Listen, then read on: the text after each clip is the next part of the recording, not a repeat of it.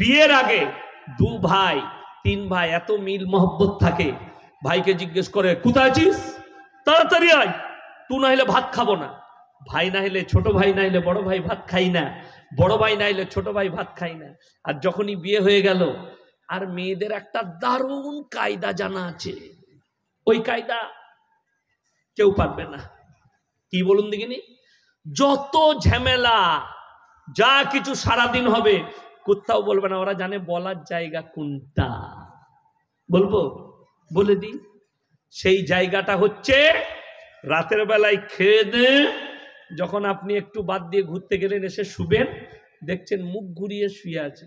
কই গো, এদিকে ঘুরো, ঘুরো, এই শুরু হলো কি বুঝলেন ডিজাইন।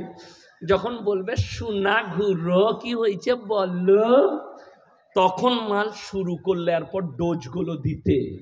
তোমার ভাই আমাকে সারাদিন গাল দিয়ে, তোমার ভাবি আমাকে ভালো করে ভাত দেয় না। এরপর কাহানি শুরু হলো। সকালবেলায় উঠে এরপর মুড লিচ্ছে, মা বলছে চা খা রে, খাবো না এখন, পরে খাচ্ছি। কি বুঝলেন? মা তখনও টের পাচ্ছে না আজকে কি হবে। কি বুঝলেন?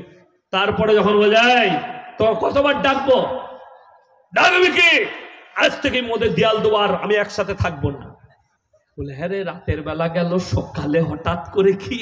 বলে তুই তো জানবি না, রাতের বেলাতেই বিষটা ঢেলেছে সাপে। ওই সাপটার নাম হচ্ছে বিবি।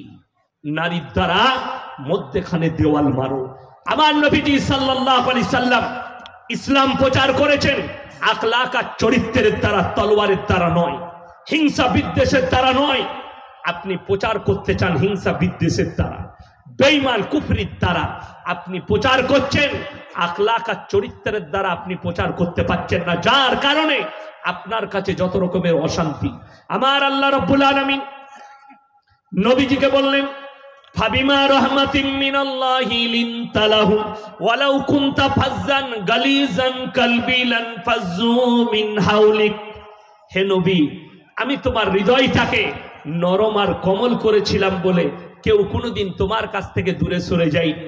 লানফাজ্জু মিন হাওলিক, আর আমি যদি তোমাকে কর্কশ ভাষী করিতাম, সবাই তোমার কাছ থেকে দূরে সরে যেত।